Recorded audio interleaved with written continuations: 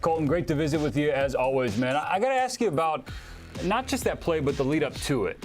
Because you're one of the premier defenders in the game, and I remember asking Nolan Arenado, hey, if there are kids who want to be like you, Nolan being Nolan, what can they do? And he said, I like to go to the back of the grass to make the throws as long as possible. Well, what about you in the middle infield? What do you do to prepare you for moments like that?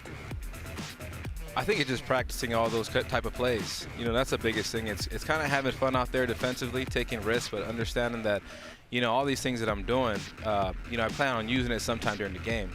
You know, for instance, that play that I did, you know, I practiced kind of that flip, but, you know, just knowing where the ball is in the glove at the time. You know, when I caught it, I knew it was in the right part of my glove where when I made that flip, I'd have the control that I knew I needed to get there. And, you know, I just kind of put it in a spot where I hoped, you know, Weecho was going to be, and, you know, everything kind of just played out perfectly. I mean, I thought you might cut me off mid first question there, Kolten, because, I mean, you see the shirt. You see the shirt that I'm rocking. Oh, okay. Hey.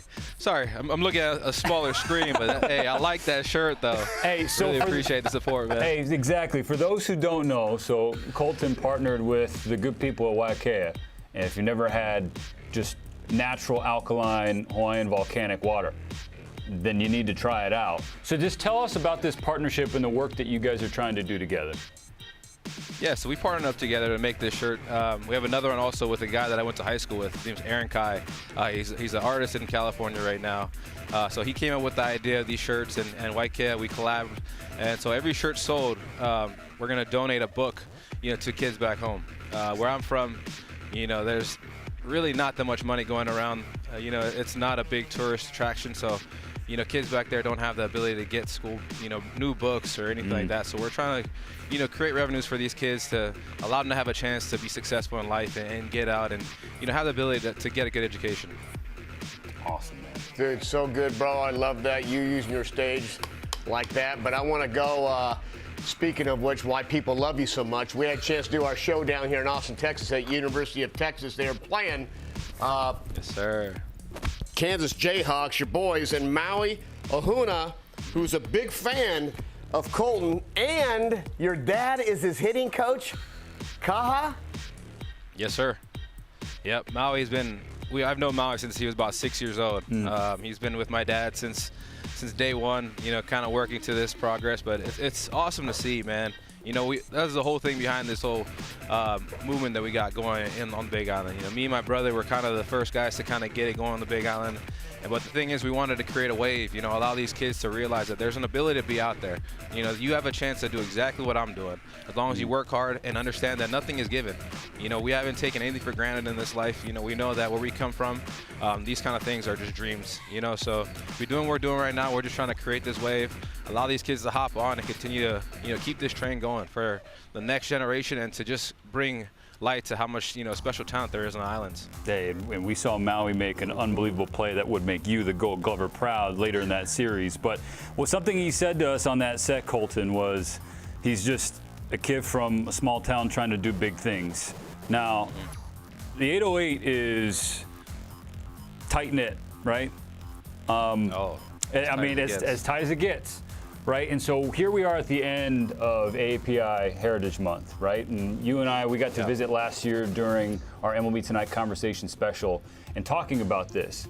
But I want to go a little bit further because I think during this month, Kolten, there's a lot of attention paid to the East Asian cultures. Like I'm Japanese, right? So Japanese, the Chinese, Korean, the list goes on. But I think Pacific Islanders and Native Hawaiians, their culture, their history, their story kind of gets lost in this month's shuffle because there are a lot of rich and diverse communities kind of lumped into this 1 month. So I was wondering if you could speak further on that as a Native Hawaiian and a Pacific Islander. Yeah, I think it's just, you know, bringing pride to just the people in Hawaii and, you know, all around the Pacific Islands.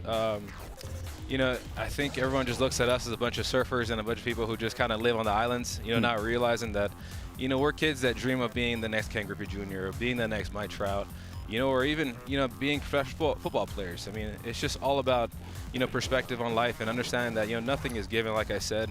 And I think that's just an island mentality that we all grow up having, you know. So I think bringing light to the situation that, Hawaii is just as tough as anywhere else, to get seen and to get exposure. So for us, anybody from the Pacific Islands and whatnot, it's always, number one for us to, bring light to that situation and show these kids back home that anything is possible. Perfect. Yes, sir. No doubt about it. Now, you and your wife, Alyssa, have a son named Cash. First of all, great name, because I got a son named Cash. So that being said, I want you to confirm dad strength, because when you're in the show and you have a child, what happens is that you give him a hug and a kiss, and that night you hit a leadoff homer. Confirm it, dad strength. Oh, confirm for sure. I'll tell you what, man, I mean, just holding that kid. My son's like 25 pounds now. So I truly understand what dad strength means. When you're holding that kid for 2-3 hours, shoulders are burning, traps are on fire, and you're like, man, I need to put this kid down, but I can't. That's where dad strength for sure comes in. But, I'm still waiting for it to kick in a little more. I want a few more homers, so, we'll see how it goes. You're stuck on 3 right now. Hey, maybe Kev's IT mojo will kick in for you tonight. Who knows? But what about uncle strength? Has that been a thing for Kane, your brother who's in the Angels organization? Oh, I think so. At first he was very nervous to even hold my brother, or hold my son, I'm sorry. It's just one of those things where he kind of looked, he's like, yeah, he's just a little too small for me to grab. But, as he got comfortable, now he's super uncle. Coming in, first thing, going straight to my son, grabbing him, playing with him and whatnot. So it's cool to see him transfer, into uncle duties, and, hopefully that strength can build in with him as well. Oh, that's cool stuff. One more question before rapid fire. Now I want to turn back the clock 2021 days when you stole the bag off your old teammate, Yadi Molina. First of all, that is awesome bragging rights. And second of all, pretty cool stuff. And how cool was it getting him to sign the bag? Oh, dude, it was amazing. I was telling people the story. I've tagged out hundreds of players, trying to steal off Yadi. And, just doing that as a player on his team, man, it brought anxiety to me trying to think of stealing that base. I was like, man, I don't want to be number 975 game thrown or whatever number it is, So I was like, I got to pick my spot. And, when I slid in and found out I was safe, there was only one thing on my mind, which is to get this bag signed by the GOAT himself, the guy who kind of taught me a lot about this game when I was here. And, it's been pretty cool. But, hey, I got 2 on him now. So, 2-0 off Yachty is I'm going to keep that in my bragging rights for sure right now. That you should. No doubt about it. No doubt about it. All right, we got some rapid fire questions, and we'll let you go back to stretching and work on the base deals. Awesome. Ready? And going deep. Yes, sir. All right, here we go. One place everyone needs to visit in Hawaii. Oh. You need to visit Waipio Valley in Hawaii. I feel like that's the biggest thing that people overlook. It's called the Valley of the Kings. A place where when you go on there, you feel the true mana of Hawaii. Love it. We saw you rocking a denim jacket. Now I want you to tell me who wore better. You right here or Robert Flores rocked it the other day on Central? Oh, I don't know. Robert's got more of that whitewash tie-dye looking kind of going on. So I don't know. He might have a gold chain popping under there too. So I'm going to give it to him for a little bit. Mine had a little Balenciaga swag on the back, so I'm gonna say that mine was pretty cool too. Love it. All right, you got some characters on your club. You got Adonis, you got Ray Telez, you got Larry, aka Kutch and the boys. I want to know the one sneaky dude that's on your team that's funny. Sneaky dude has to be. I don't think it's really sneaky though. I'd say Brent Suter. He's kind of my guy, man. Sneaky at all. That's what I'm saying. People kind of overlook him a little, but he's a funny dude, man. He's super good. You can joke with him all the time, but he's very witty and he's got a lot of good comebacks. So he's my guy.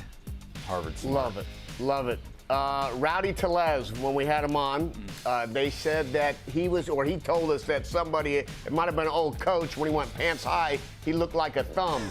What body part have you ever been compared to on your looks? No. Oh, maybe the pinky, I'd say. Yeah. Pinky's out. I just think of the smallest parts to try to keep it, PG-13. There we go. Smart play. Oh. All right, and then he told us a nice story that we're going to let you. We had the whiteboard, no ACLs. What does that mean, please? No, so we our team trainer, Teresa Lau, wrote something about how kids don't develop kneecaps until they're, I think, 3 to 6 years old or something like that.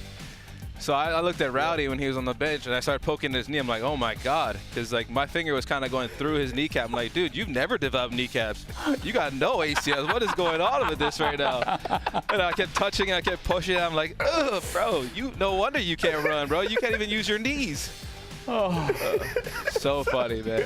Hey, the Brewers have given us the best interviews of 2022. That's just a certified fact. Hands down. Kolten Wong. Hey, listen, for those who are interested and want to rock one of these shirts, or here's the one that was designed with Aaron Kai.